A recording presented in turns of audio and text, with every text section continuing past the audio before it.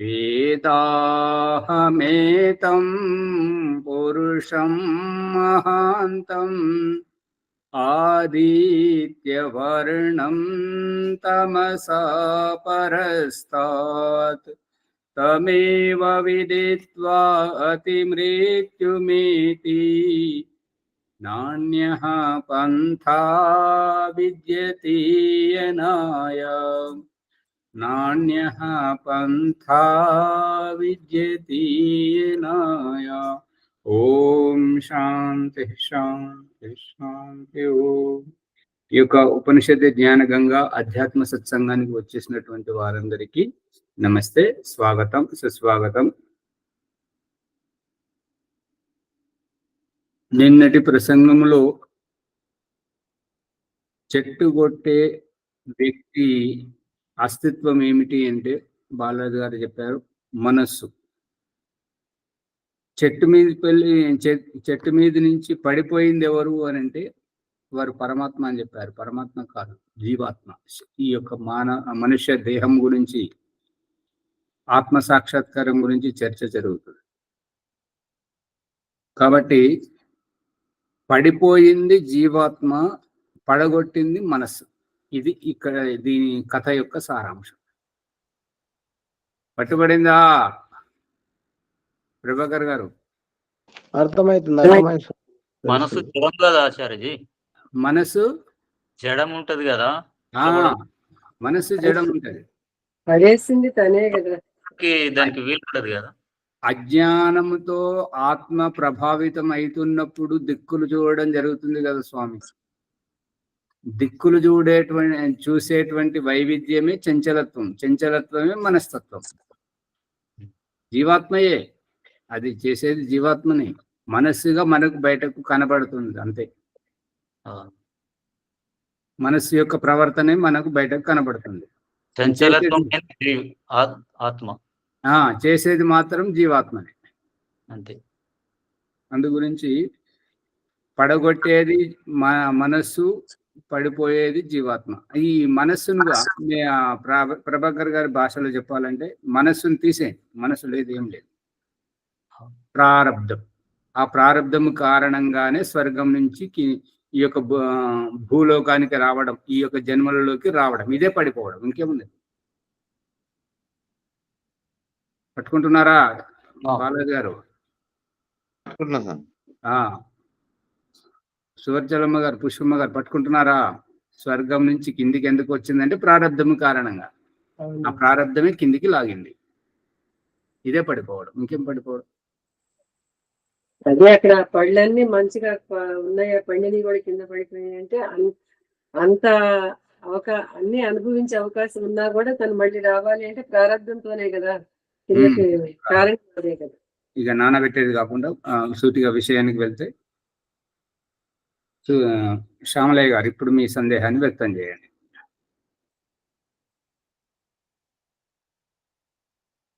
కంఠకూపంలోనే మనం తిన్నట్లు అనుభవించాలనుకుంటే ఈ రోగాలు రకరకాలైనటువంటి, ఇప్పుడు మధుమేహము, షుగరు ఇట్లాంటి ఉన్నోళ్ళు తినకుండా ఉంటే జీవించడం చాలా ఇబ్బంది అవుతుంది. కాబట్టి అదే తిండి తినకపోతే కూడా వేమన చెప్పిన పద్యం లోపట, కూడు దినకాయున్న కుక్షిలో జఠరాగ్ని భక్షణంబు చేయు కుక్షిమలము, కూడు విడిచి మలము కుడుచురా ఉపవాసి అని వేమన కూడా చెప్పాడు. మరి తిండి కంఠకూపంలో మనం తిన్నట్లు అనుభవించడం కంటే తింటేనే బాగుంటది అనే విషయం అర్థమై అవుతుంది స్వామి. దాని గురించి నమస్తే. ఇప్పుడు శరీరం అంతరవయవాలను చూశారు ఎప్పుడైనా? ఇప్పుడు చెరుకు మిషన్ అయితే చూశారు కదా, రసం తీసేదని. చూసినప్పుడు ఆ మిషన్ నడిపించేటువంటి వ్యక్తి కొత్త మరొకటి ఇంకొక చెరుకు గడ పెట్టకపోతే, ఇదివరకు పెట్టినటువంటి చెరుకులోంచి రసం ఒకవైపు పోతే ఇంకొక వైపు ఆ చెరుకు పిప్పి అనేటువంటిది ఉంటది కదా, ఆ పిప్పి అనేటువంటిది మళ్ళీ మిషన్లోకి తాను వెనుకకు తెచ్చుకుంటుందా? సాధ్యమవుతుందా? సాధ్యం కాదు. కాదు, పెడితేనే ఆ మిషన్ నువ్వు పెట్టేటాయన దగ్గర ఉండి పెట్టేటాయన పెడితేనే పోతుంది, లేకుంటే అది వెళ్ళిపోతుంది బయటికి. ఇప్పుడు వేమన పద్యం, అన్నం తినేవారు అన్నం తినకపోతే ఈ జఠరాగ్ని అనేటువంటిది ఆకలికి పైనుంచి వస్తలేదు కాబట్టి కింద నుంచి కుక్షిమలం. భగవంతుడు ఈ మలం యొక్క వ్యవస్థ ఎట్లా పెట్టాడు అని అంటే, జీర్ణక్రియలోంచి పేగుల్లోకి వెళ్ళిన తర్వాత అది చిన్న పేగు నుంచి పెద్ద పేగులోకి వెళ్ళిన తర్వాత అది మలం తయారవుతుంది. చిన్న పేగులో రక్తం తయారవుతుంటుంది ఆ రసానికి.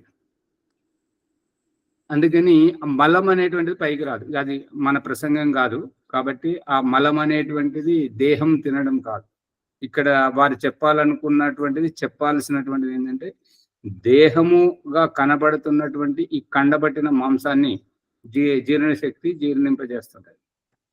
ఇది రహస్యం. కానీ ఈ జీర్ణశక్తి ఎప్పుడు దేహాన్ని తింటుంటది అని అంటే, నేను స్త్రీని, నేను పురుషుణ్ణి, నేను మనిషిని, నేను పశువుని పక్షిని అని దేహమును పట్టుకున్నప్పుడు, దేహము మీద ధ్యాస ఉన్నప్పుడు, ఈ దేహం మీద ధ్యాస ఉన్నప్పుడు వేమన గారు చెప్పినటువంటి పద్యము ప్రకారం శరీరము కృషకాయంగా బలహీన పడుతుంది, నీరస నిస్తేజంతో ఈ పరిస్థితి అవుతుంది.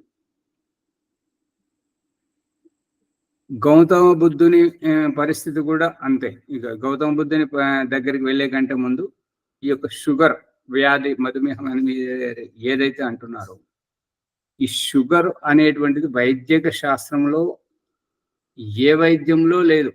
అలోపతిలో లేదు, ఆయుర్వేదంలో లేదు, నేచురోపతిలో లేదు, ఈ యొక్క ప్రాణిక్ హీలింగ్, హోమియోపతి దేంట్లో లేదు.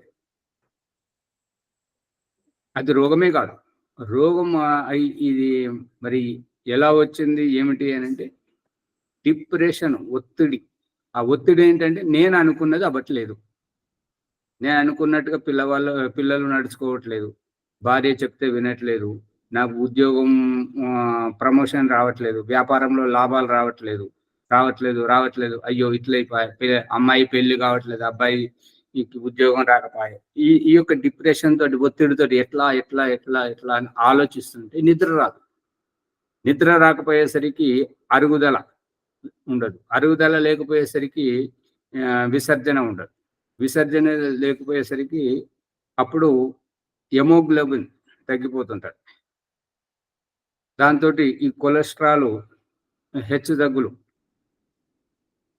అది గతి తప్పుతుంటది. తద్వారా ఈ యొక్క షుగరు అనేటువంటిది వ్యాధి వచ్చింది.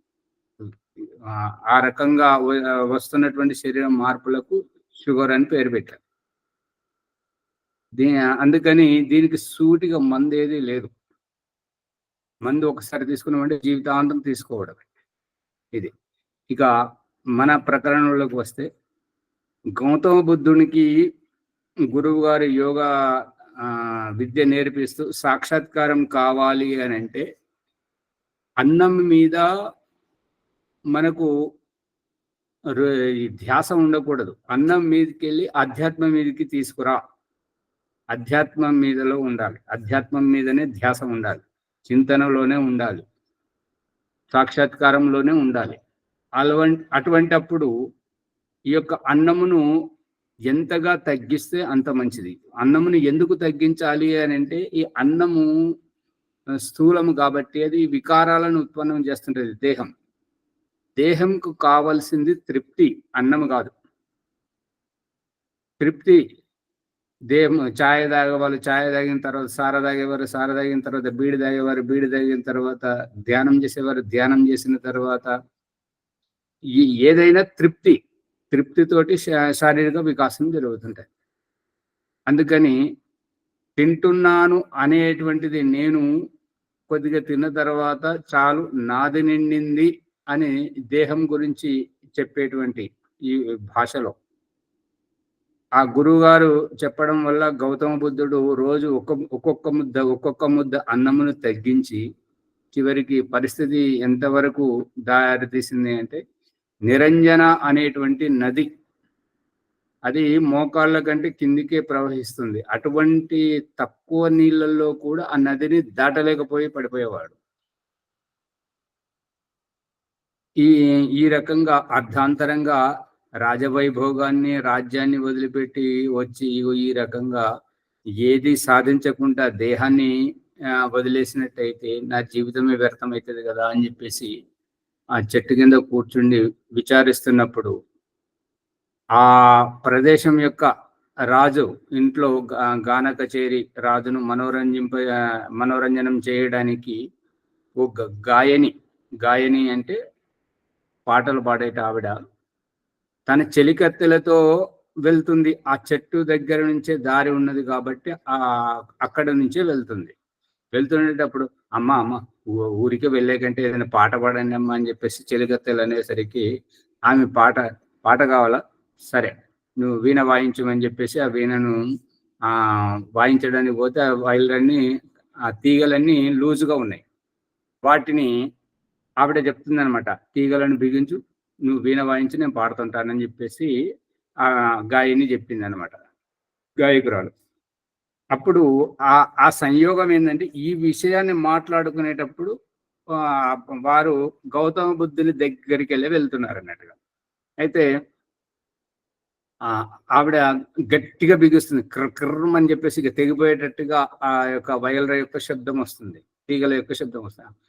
అప్పుడు ఆమె ఏమంటుందంటే, అంత గట్టిగా మరీ బిగించావంటే తీగలు తెగిపోతాయి, వీణ ఏమి ఎందుకు పనికి రాకుండా పోతుంది, మనం అక్కడికి పోయినా కూడా మనల్ని ఎవరు పట్టించుకోరు అని అనగానే మళ్ళీ ఆ చెలికత్తె తొందరగా అన్ని ఆ బిగ్గర చేసిన అన్ని వదులుగా చేసింది. వదులుగా చేసేస్తే అసలు వాయించడానికే వీలు లేకుండా ఇక్కడ నుంచి చూపితే అక్కడ పోతున్నాయి, అక్కడ నుంచి చూపితే ఇక్కడ వస్తున్నాయి. మరి అంత లూజుగా చేయొద్దు, అంత వదిలేయొద్దు. అంత వదిలేస్తే మనకు వీణ వాయించడానికి ఉండదు కదా.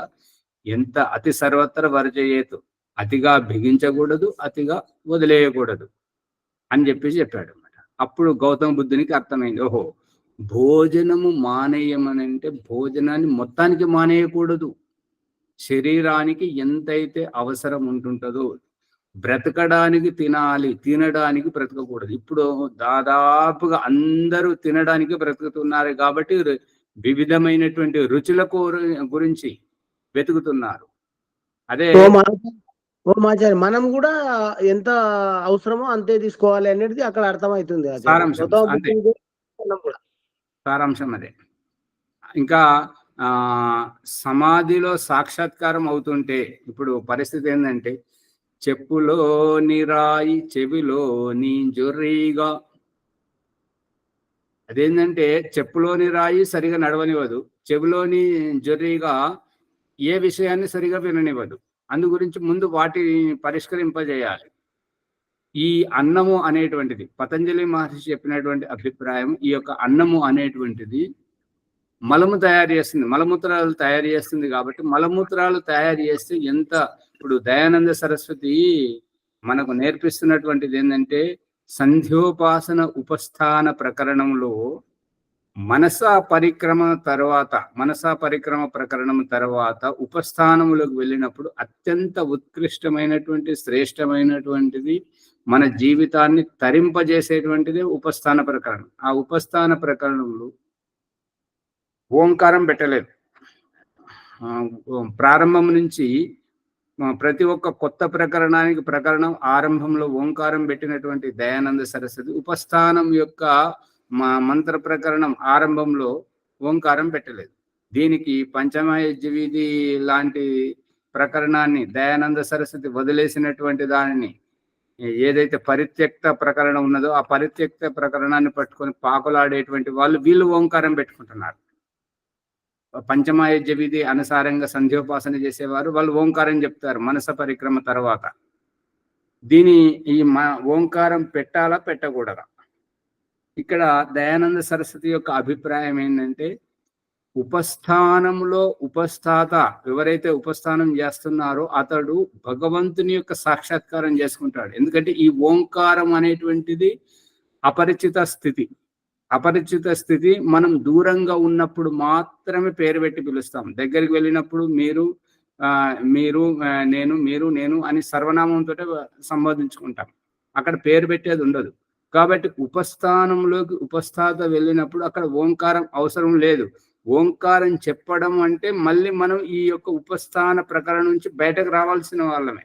బయటకు వచ్చి మళ్ళీ భగవంతుని తలుసుకోవాలి. అందు గురించి అక్కడ ఓంకారం పెట్టాలి. ఓంకారం పెట్టడం వల్ల విఘ్నం, మళ్ళీ ఓంకారం పేరు పెట్టి పిలిచేటువంటి స్థితి నుంచి పేరును మర్చిపోయి అతనిలో ప్రసంగంలో మునిగిపోయేటువంటి స్థితి, నువ్వు నేను అనేటువంటిది ఒలిచేటువంటి స్థితి. అక్కడ దయానంద సరస్వతి ఏమో ఈ యొక్క సంస్కార విధి ప్రకరణం అనుసారంగా సాక్షాత్కారం గావిస్తున్నాడు ఉపస్థాతకు. కానీ పంచమహాయజ్ఞ విధి వాళ్ళు ఏంటంటే ఇక్కడ ఓంకారం కావాలని వాళ్ళు ఉపస్థానం నుంచి బయటకు వచ్చి ఓంకారం చెప్తున్నారు భగవంతుడికి అపరిచితుల్లాగా.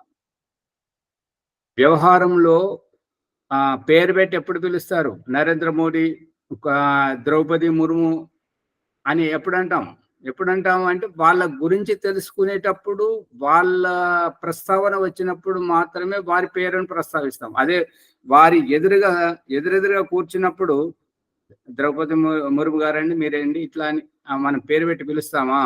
నరేంద్ర మోడీ గారి ఎదురుగా కూర్చున్నప్పుడు, రేవంత్ రెడ్డి గారి ఎదురుగా కూర్చున్నప్పుడు మొదట పరిచయం చేసుకునేటప్పుడు అది ఈ పంచమహాయజ్ఞ విధి పద్ధతి పాటించే వాళ్ళు దయానందుని మాట విననటువంటి వాళ్ళు. దయానందుడు చెప్పేది ఒకటి, వీళ్ళు ఇష్టం వచ్చినట్టుగా వాళ్ళు నటించుకున్నారు. దీని ఉద్దేశం ఏంటంటే మాకు ఇది అభ్యాసమైంది, మేము ఇదే చేస్తామని అంటారు. అంటే మొండి వాళ్ళు అనమాట. చెప్తే విననటువంటి వాళ్ళు. వాళ్ళ ప్రసంగం మనం చర్చ చేయాల్సిన అవసరం లేదు. ఇక్కడ ఓంకారం చెప్పడం, ఓంకారం చెప్పకపోవడం.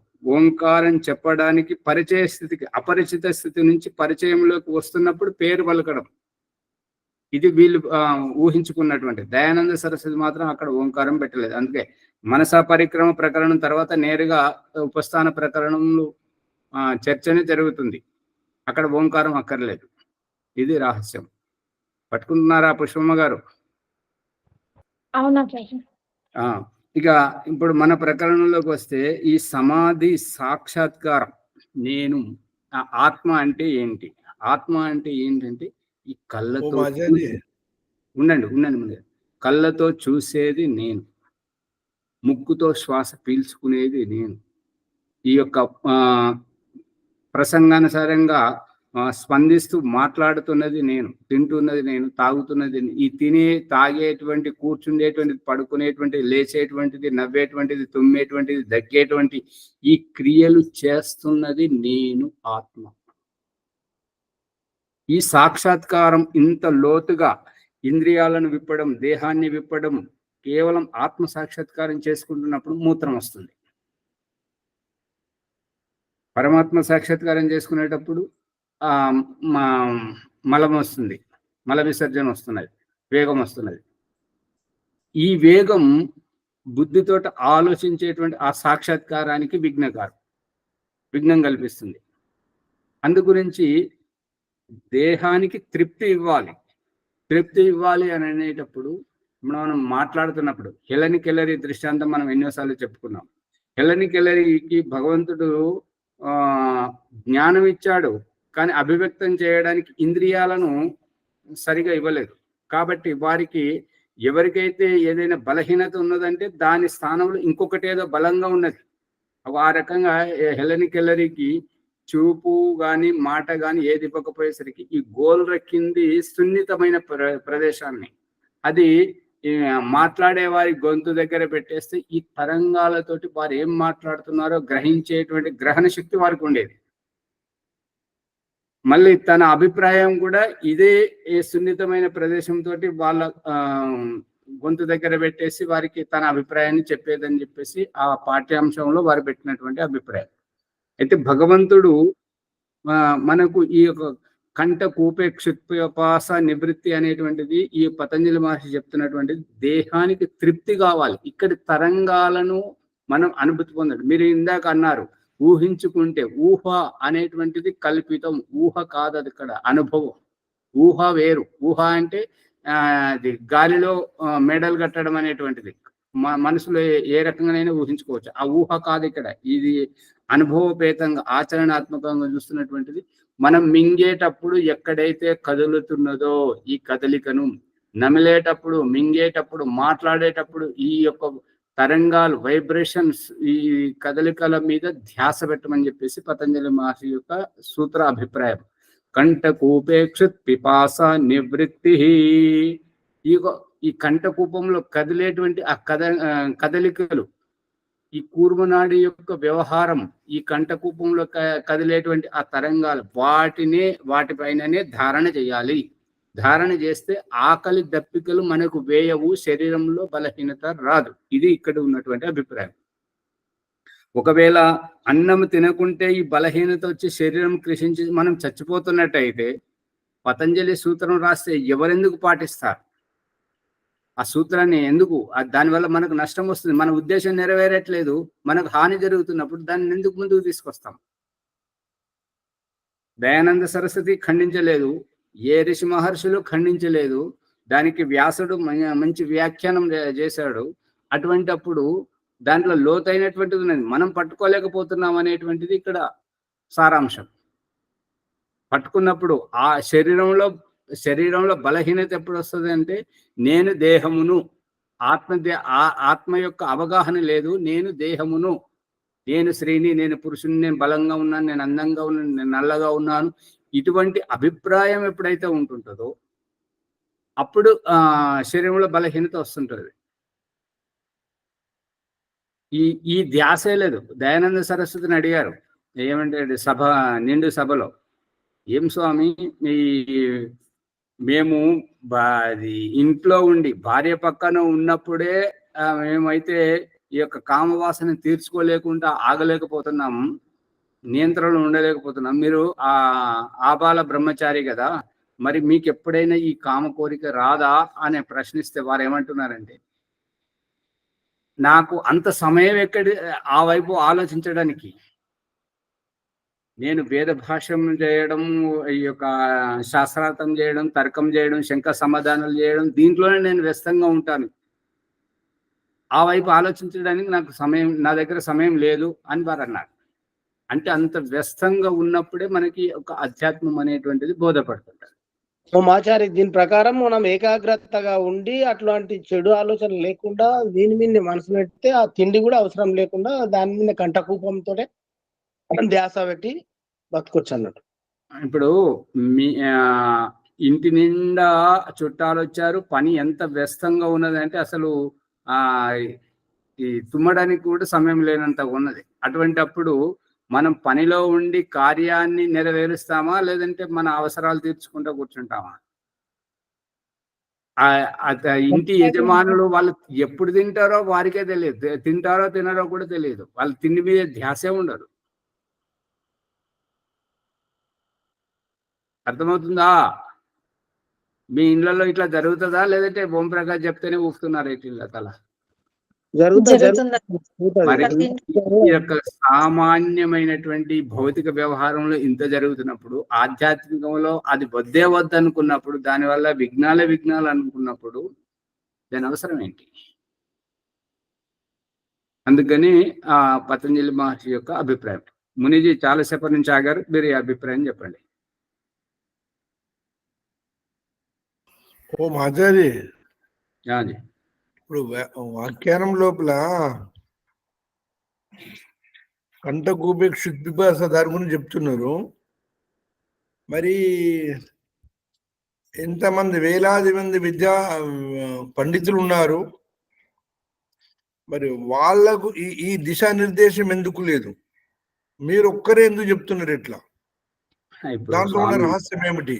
తర్వాత దయానందుల వారు ఉపస్థాన మంత్రాలు ఓంకారం పెట్టలేదు అనేటువంటి భావన, ఓంకారంలో ఉన్న రహస్యం ఏమిటి?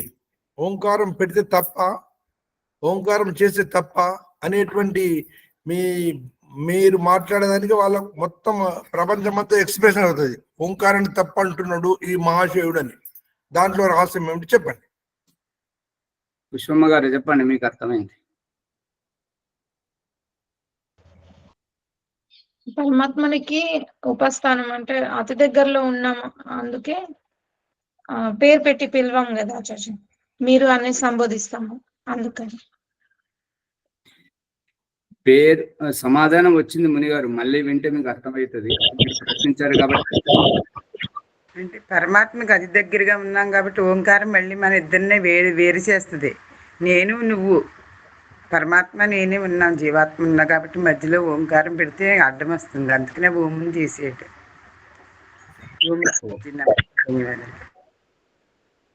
ఇంకెవరైనా చెప్తారా? అమ్మగారు చెప్తారా? నేను చెప్తాను ఆచార్య. చెప్పండి. మనము నామం అనేటటువంటిది జన్మించిన తర్వాతే కదా పెట్టేది. అంత వివరంగా వెళ్ళకండి, కట్టే కొట్టే తెచ్చ సూటిగా రావాలి. నామం ఓంకారం కంటే ఓంకారేశ్వరుడు గొప్పవాడు కాబట్టి మునిగారు వినండి. అందుకని ఓం అనే ఉపయోగం అవసరం లేదు. వాళ్ళు ఓంకారం చెప్పే దగ్గర ఉన్నారు, వీళ్ళు సాక్షాత్కారం చేసుకుంటున్నారు, అంతే తేడా. గురువేమో సాక్షాత్కారం చేయిస్తున్నాడు, శిష్యులేమో కేవలం ఓంకారం దగ్గర ఉన్నారు. ఓం స్వామి ఇప్పుడు దగ్గర మీరు దూరం ఉన్నప్పుడు పేరు పెట్టి పిలిచినాము, దగ్గర ముఖం అదే పేరు పెట్టకుండా డైరెక్ట్ మీరు అంటున్నాము. కాబట్టి భగవంతునికి ఎదురుగానే దగ్గరనే ఉన్నాం కాబట్టి పేరు అవసరం. ఇప్పుడు అతనిలోనే ఉన్నాము, అటువంటి అనుభూతిని కల్పిస్తూ అతని ఇప్పుడు మనం ఒక ఈ ప్రధానమంత్రి, రాష్ట్రపతి, ముఖ్యమంత్రి, ఎమ్మెల్యే, ఎంపీ ఇటువంటి పెద్ద పెద్ద వాళ్ళ దగ్గర కూర్చున్నప్పుడు వారి పేరు పెట్టి మనం మాట్లాడతామా? మాట్లాడితే చిన్నతనం అవుతుంది. ఈయనకు వ్యవహారం తెలియదు, ఏమి మనిషి ఏంటో పేరు పెట్టి పిలుస్తున్నారని అమర్యాదగా అనిపిస్తుంటది, మర్యాద ఇవ్వనట్టు అనిపిస్తుంది. అది దయానంద సరస్వతి లోతుగా ఆలోచించి చెప్పినటువంటిది వీరికి నచ్చట్లేదు. ఓంకారం కదా, ఉండాలి కదా. ఇక్కడ మా బాలాజీ గారు ముందు దాయిని అమ్మగారు ఏమంటారంటే, దేవుడికి ఈ సృష్టకృత ఆహుతి బెల్లం ఎక్కువేసి పెట్టాలి, తీపే ఎందుకు ఎక్కువ వేస్తావమ్మా అంటే, దేవుడికి తీయగా ఉండాలి, తీయదనం ఉండాలి కదా అని అంటే, ఇంకా అది మీ శ్రద్ధ అని అంటే, లేదు మీరు వద్దనే నేను పెడతాను, నాది భగవంతుడికి తీయగా పెట్టకపోతే, తీపి పెట్టకపోతే ఎట్లా ఉంటుంది అంటే, వారి శ్రద్ధ, వారి విశ్వాసం వారి అంతవరకే. అంతేగాని భగవంతుడు తీపి తినబెట్టట్లేదు మనకు, ఎవరికి మధురంగా తినబెడుతున్నాడు. మామిడి పండు కానీ, చెరుకు గడ కానీ, వరి కానీ, గోధుమలు కానీ ఏవైనా కూడా మనం మధురంగా తినిపిస్తున్నాడు. మధురం అక్కడ అభిప్రాయం. కానీ వారేమంటారంటే, మనం తిన్నా తినకపోయినా దేవుడికి మాత్రం ఎక్కువ తీపి పెట్టాలి. షడ్రుచులు 6 రుచులు ఈ రెండింట్లో తేడా ముందు తెలియాలి. ఇప్పుడు తీపి తిన్న వాళ్ళకు రోగం వస్తుంది కానీ, పండ్ల రోగం కానీ, ఇంకా షుగర్ వ్యాధి అని తీపి తిన్న వాళ్ళకి వస్తుంది కానీ, మధురంగా తిన్న వాళ్ళకి ఎవరికి రాదు. మధురం ప్రకృతిమయం. పట్టుకున్నారా పుష్పమ్మ గారు, వరలక్ష్మి గారు? మధురము వేరు, తీపి వేరు. మధురమేమో సహజము, తీపి ఏమో అతిశయోక్తి, శృతి మించినటువంటి అభిప్రాయం. అందుకని ఈ ఓంకారం అనేటువంటిది, ఓంకారం చెప్పడం, ఓంకారేశునితో ఏకీభవించడం, సాక్షాత్కారం చేసుకోవడం, అతనితోటి సమ్మిళితం అయిపోవడం, అతని ఎదురుగా ఉండి అతనితో చర్చ చేయడం, సాక్షాత్కారం చేసుకోవడం. ఓంకారుని గురించి తెలుసుకోవడానికి ఓంకారం పేరు చెప్పడం, ఓంకారేశ్వరుని ఎదురుగా ఉండి మన బాధలు చెప్పుకొని అతన్ని సాక్షాత్కారం చేసుకోవడం, మనల్ని ఉద్ధరించమని ప్రాధేయపడడం. ప్రాధేయపడతాం ఏమి ఉండదు, అంతా పరమేశ్వరునికి మనకి ఎదురెదురుగా ఉండి ఆత్మతోటి పోరాడటం, ఎలా చెయ్యాలి, ఆయన ఎలా చేరుకోవాలనే దారి. అమ్మగారు తొందరపడుతున్నారు. ఆత్మతో పోరాడటం ఏంటి? ఆత్మతో పోరాడేటువంటి మీరెవరు? ఇందాక వారు ప్రభాకర్ గారు ఏమంటున్నారంటే, ఓంప్రకాష్ ఏమన్నాడంటే, పడగొట్టేటువంటిది మనసు, పడిపోయేది ఆత్మ అని అన్నప్పుడు వారు ఏంటని అంటున్నారు, మనస్సు జడము కదా, మనసు ఎలా పడగొడుతుంది? అవును, అది సత్యమే. ఇప్పుడు ఆత్మ పరమాత్మ ఉపస్థానంలో వారిద్దరే ఉన్నప్పుడు ప్రాధేయపడడం, ఈ పూజా ప్రార్థనలన్నీ ప్రాధేయపడేటువంటి అమ్మగారు నివేదన. ఈ నివేదన చేసుకుంటున్నప్పుడు మీరేమంటున్నారు, ఈ ఆత్మతో పోరాడటం అంట. ఆత్మతో పోరాడడానికి మీరెవరు? దేహమా? మనస్స, ఇంద్రియాల, ఎవరు? ఆత్మ దేహంలో ఉంది కదా ఆచార్య, దాని గురించి మరి ప్రయత్నం చేయటం. ఇప్పుడు సాక్షాత్కారం అంటే ఎదురుగుండా కూర్చున్నాం కదండి, ఇక దేహం లేదు కదా అక్కడ. ఇప్పుడు దేహభావం లేదు. దేహాతీతంగా ఆత్మ పరమాత్మతో ఏకీభవిస్తుంది. అక్కడ సమ్ముఖంగా ఉండి సాక్షాత్కారం చేసుకుంటూ తన ఈ సుఖ దుఃఖాల నుంచి అతీతమైపోవాలని చెప్పేసి. అందుకే భగవంతుడు కూడా చెప్తున్నాడు కదా, నిన్ననేమో అయంతయుద్మ, మనకు కావలసిన అపేక్షలన్నీ, కోరికలన్నీ నెరవేర్చుకోవడం అయంతయుద్మతోటి, మళ్ళీ చివరికి స్తుతామయ్యతోటి మహ్యందత్వ పరిత బ్రహ్మలోకం అని చెప్పి భగవంతుడు చెప్పాడు.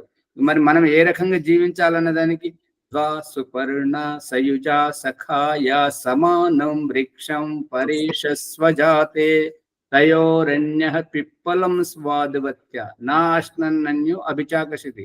శ్యామలయ్య గారు చూడండి, కెమెరా బంద్ చేయకండి, వేరే పనిలో ఉండదండి, మీదే సమాధానం. ఈ యొక్క నా అశ్నన్, ఇప్పుడు పిప్పలం స్వాదువత్య దశలో ఉన్నప్పుడు మనకు ఈ యొక్క ఆకలి దప్పికలు ఉంటాయి. ఆ ఆకలి దప్పికలను జయించాలి అంటే నా అశ్నన్యు అభిచాకశీతి. ఈ యొక్క ప్రపంచం అనే ఈ సృష్టి వ్యవస్థ అనేటువంటి వృక్షం మీద జీవాత్మ పరమాత్మ అనే రెండు పక్షులు ఉన్నాయి. జీవాత్మ అనే పక్షి ఏమో సుఖ దుఃఖాలను అనుభవిస్తుంది, పరమాత్మ అనే పక్షి ఏమో జీవాత్మను సాక్షిభూతంగా చూస్తుంది, తన కర్మ ఎలా చేస్తుంది అనేటువంటి. భగవంతుడు ఇక్కడ చెప్తున్నాడు కదా, సాక్షిభూతంగా ఉండాలి, సుఖ దుఃఖాలకు అతీతంగా ఉండాలి. ఆ అతీతంగా ఉండాలనేటువంటిది పతంజలి మహర్షి ఈ రకంగా చెప్పాడు. కృత్ పిపాసే కంఠకూపే నివృత్తి అని ఈ రకంగా. అందుకని ఇక్కడ భగవంతుని పేరు పెట్టి పిలవడం, భగవంతునితో కలవడం, ఇవే రెండు. ఇప్పుడు మన ఇద్దరమే మునిగారు, మన ఇద్దరమే కలుసుకున్నాం అనుకోండి. మొన్న మీ ఇంటికి వచ్చినప్పుడు ఎక్కడికి పోతున్నాము అని చెప్పేసి బాలాజీ గారు అడిగితే మునిగారి ఇంటికి, వాళ్ళ ఇంటికి వెళ్తున్నాం, మన ఆతిథ్యం భోజన వ్యవస్థ అక్కడే జరిగింది అని అంటే మునిగారు అని మేము అనుకోగలుగుతాం. కానీ మీతోటి మాట్లాడేటప్పుడు మునిగారు ఇట్లా అని చెప్పేసి ఒకసారి సంబోధించి మీరు అనేటువంటిదే తర్వాత సర్వనామమే వస్తుంటది. సంజయ రాదు, పేరు రాదు, సర్వనామం వస్తుంటది. గమనిస్తున్నారా మునిగారు? అందుకని దయానంద సరస్వతి ఓంకారం పెడితే తర్వాత వచ్చేటువంటి వాళ్ళు దయానందని తప్పుపట్టేవారు. ఇప్పుడు ఇందాక ఒక అతను అన్నాడు, అది వాట్సాప్ లో యూట్యూబ్ లో పెద్ద అది దుమారం లేస్తుంది అనమాట. ఏమన్నాడంటే, ఆయన ఎవరు నరేంద్ర మోదీ గారి స్నేహితుడు, ఆయన సన్యాసి, పేరు గుర్తొస్తలేదు, 2 కళ్ళు లేవు చూడండి, ఆయన నామాలు పెట్టుకుంటాడు, వైష్ణవ సంప్రదాయం. అతను ఏమంటున్నాడంటే, దయానంద సరస్వతి ఒక చిన్న తప్పు చేశాడు, ఆ తప్పు చేశాడు కాబట్టి ఇప్పుడు మనం ఇదంతా అనుభవించాల్సి వస్తున్నది అని అన్నాడు. మరి ఏం తప్పు చేశాడు అని అంటే, ఈ యొక్క మూర్తి పూజను కాదన్నాడు. పూజ పెట్టాలి, పూజ జరగాలి అనేటువంటి అభిప్రాయం మీద, దాని మీద ఇప్పుడు వారి శాస్త్రార్థం గురించి చెప్పారు. మీరు తప్పును ఒప్పుకుంటారా లేదంటే తర్కానికి వస్తారా, సిద్ధించండి. మీ అభిప్రాయం సరైనటువంటిది సిద్ధించండి, లేదంటే దయానంద తప్పు అనేది మరి ఏ రకంగానూ వివరణంగా ఖండించండి, రండి తర్కానికి రండి అని చెప్పారు.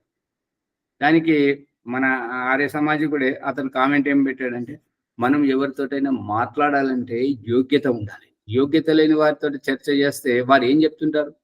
అజ్ఞానం వారికి శరణం, అంతే.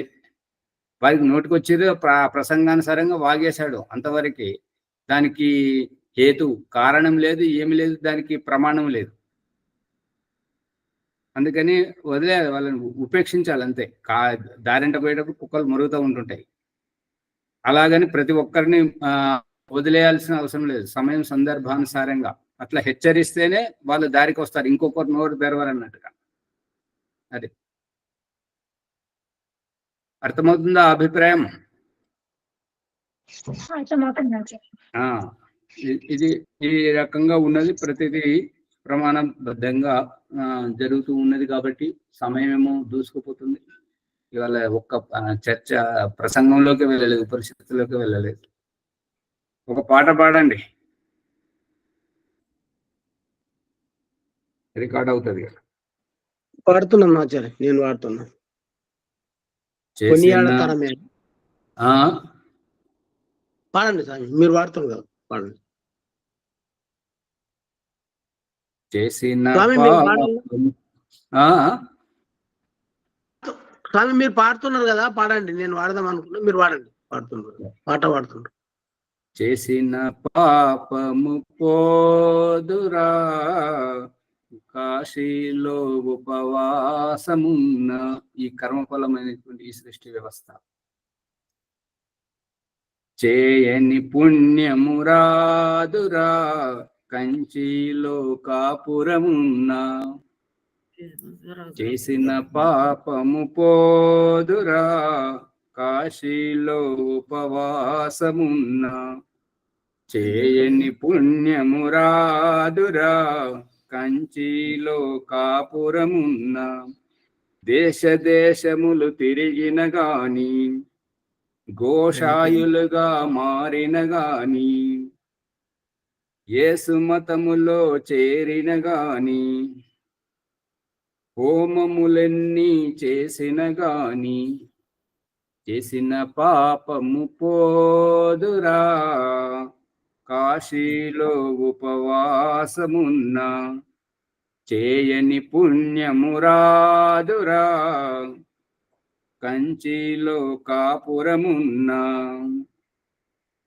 పట్టెనామములు పెట్టిన గాని, పట్టు వస్త్రములు చుట్టిన గాని, గొంతెత్తి అల్లాని పిలిచిన గాని, గొంతెత్తి దేవుని పిలిచిన గాని, పుట్టల పూజలు చేసిన గాని, చేసిన పాపము పోదురా, కాశీలో ఉపవాసమున్న. చేయని పుణ్యమురాదురా, కంచిలో కాపురమున్న.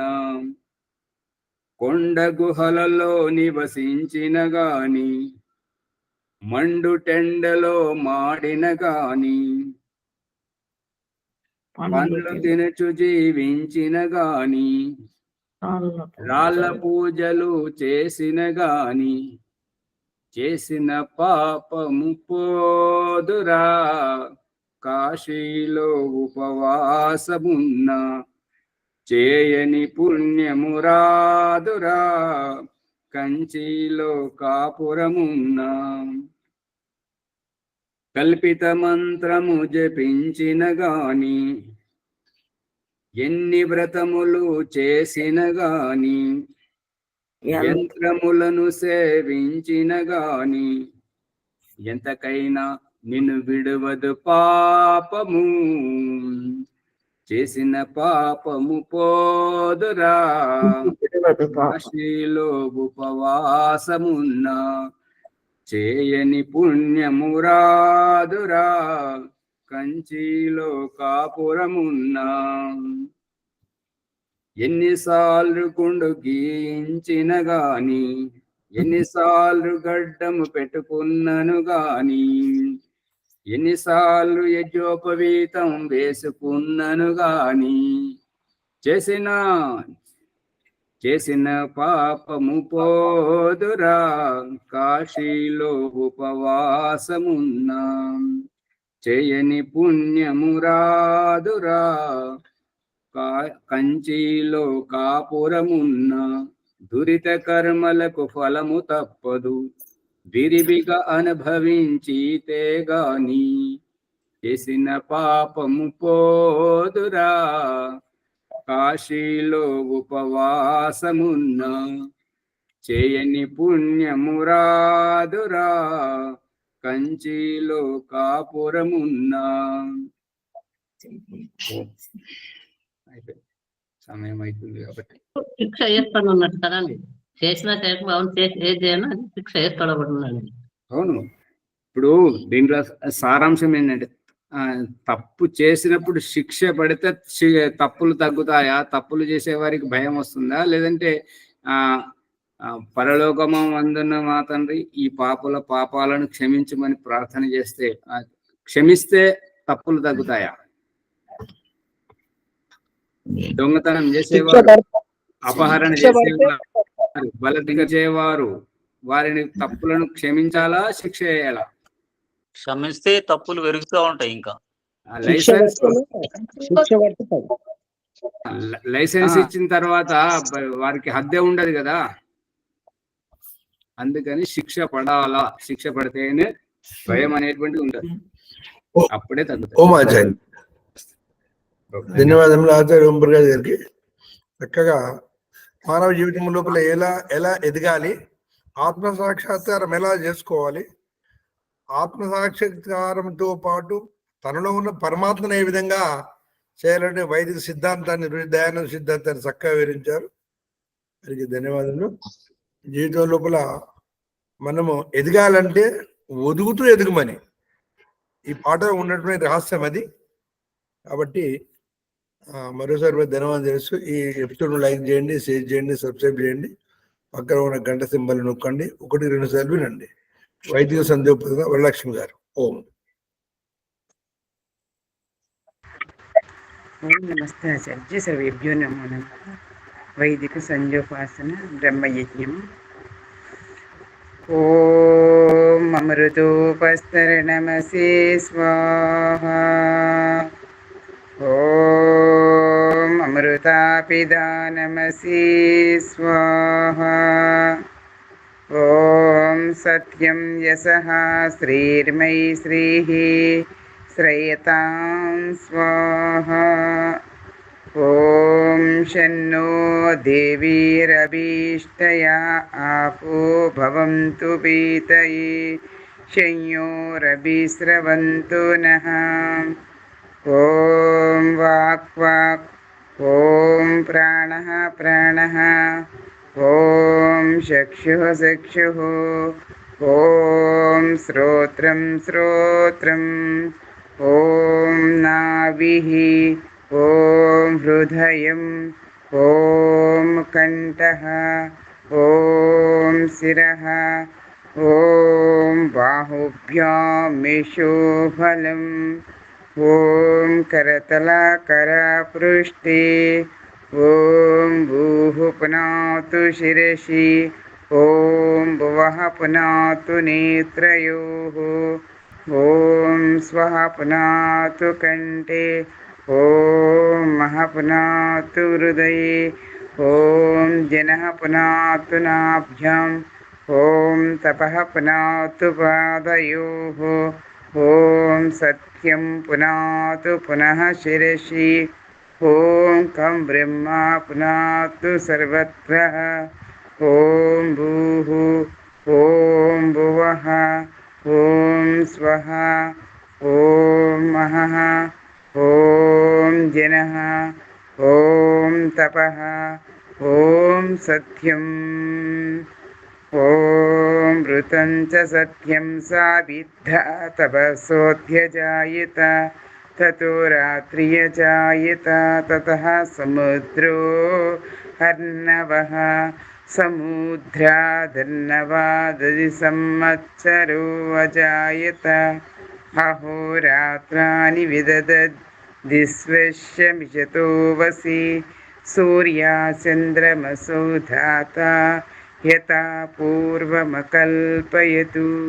దివిం చ పృథివీం చాంతరిక్ష్య మదో స్వః. ఓం షన్నో దేవీ రభీష్టయా ఆపో భవంతు పీతయే శయ్యోరభిస్రవంతు నః. మనసా పరిక్రమ మంత్రములు. ఓం ప్రాసీదిగగ్నిరధిపతిరషితో రక్షితాదిచ్చాయిషవః, తేభ్యో నమోధిపతిభ్యో నమో రక్షితృభ్యో నమః, ఇషుభ్యో నమః, ఏభ్యో అస్తు.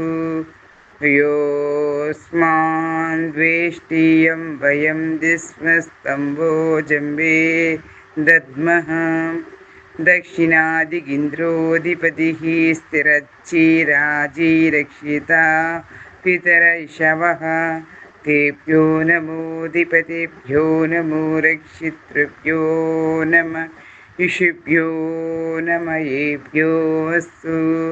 योऽस्मान् द्वेष्टियं वयं जिस्मस्तम्भोजन्वे दद्मः प्रदीचीदिक्वरिणोद्यधिपतिः प्रदापूरक्षितान्नमिषवः तेभ्यो नमोऽधिपतिभ्यो नमो रक्षितृभ्यो नमः ऋषिभ्यो नमयेभ्यो अस्तु योऽस्मान् द्वेष्टियं वयं जिस्मस्तम्भोजन्वे दद्मः उदीचीदिक्सोमोऽधिपतिः स्वजो रक्षितासने ऋषवः तेभ्यो नमोऽधिपतिभ्यो नमो रक्षितृभ्यो नमः ऋषिभ्यो नमयेभ्यो अस्तु योऽस्मान् द्वेष्टियं वयं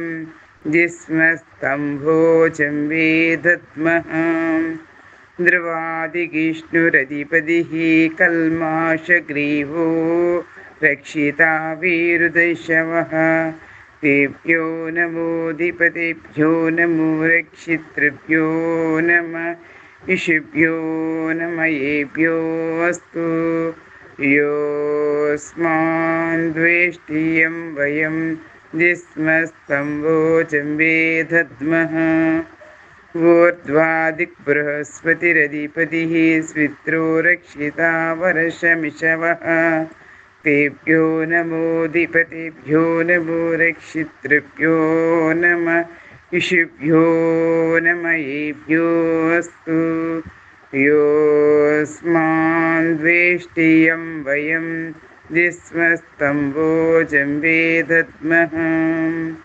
उपस्थानमन्त्रमुలు ॐ जातवेदसे सुनवाम सोममरातीयतो निदहाति वेदः स नः परिषदति दुर्गाणि विश्वानावेव सिन्धुं दुरितात्यग्निः चित्रं देवानामुदगाधनिकं चक्षुर्मित्रस्य वरुणश्चाग्नेः आप्रद्या वा पृथिवी अन्तरिक्षं सूर्य आत्मा जगतः सुतशुषच्च उदुत्यं जातवेदसं देवं वहन्ति केतवः दृशे विश्वाय चूर्यम् उद्वयं तमसस्वरिष्वपत्यन्तमुत्तरं देवं देवत्रा सूर्यमगन्मज्योतिरुत्तमम् तच्चक्षुर्देवहितं पुरस्तात् शुक्रमुच्चरतु तस्येम शिरदश्यतं जीवेम शिरदश्यतकं शृणुयाम शिरदश्यतं प्रभ्रवाम शिरदश्यतम् अदीनासाम शिरदश्यतं गोह्यच्च शिरदः शतात् ॐ शन्नो देवीरभीष्टया आपो भवन्तु पीतये शन्योरभिस्रवन्तु नः ॐ भूर्भुवः स्वः तत्सवितुर्वरेण्यं भर्गो देवस्य धीमहि धियो यो नः ప్రచోదయాత్. ఓ పరమేశ్వరాన్ని అనంత కృపచేతను మేము చేసిన ఈ జపోపాసనాది కర్మముల ద్వారమున ధర్మ అర్థ కామ మోక్ష చతుర్విధ పురుషార్థములు ఈ జన్మలోని వెంటనే మాకు సిద్ధులు ప్రాప్తింపజేయము తండ్రి. ఓం నమః శంభవాయ చ మయో భవాయ చ నమః శంకరాయ చ మహేశ్వరాయ చ नमः शिवाय च शिवतराय च ॐ शन्नो देवीरभीष्टया आपो भवन्तु पीतये शन्योरभिस्रवन्तु नः. ఈ ఎపిసోడ్ని లైక్ చేయండి, షేర్ చేయండి. ఎందుకంటే మనకి ఆత్మ పరమాత్మ అంటే ఏమిటి, ఎలా ఉండాలి సాక్షిభూతంగా, విగ్రహ ఆరాధన దయానందుడును ఎలా ఖండించారు, ఆ ఖండన ఏంటి, దానికి అర్థం ఏంటి అని విషయం వచ్చింది. అందరూ కూడా ఒకటికి 2 సార్లు ఆలోచించండి. నమస్తే ఆచార్యజీ, ధన్యవాదాలు. సర్వేభ్యో నమో నమః. విశ్వమ్మ గారు శాంతి పాఠం చెప్పండి. వరలక్ష్మి అమ్మ గారికి ధన్యవాదాలు. అత శాంతి పాఠ. ఓం ద్యౌః శాంతి అంతరిక్షం శాంతి పృథివీ శాంతి ఆపః శాంతి ఓషధయః శాంతి వనస్పతయః శాంతి విశ్వే దేవాః శాంతి బ్రహ్మ శాంతి సర్వం శాంతి శాంతిరేవ శాంతి సామా శాంతిరేధి. ఓం శాంతి శాంతి శాంతి. ఓం నమస్కారాచార్య. సర్వేభ్యో నమో నమః. నమో నమః. నమస్తే ఆచార్య.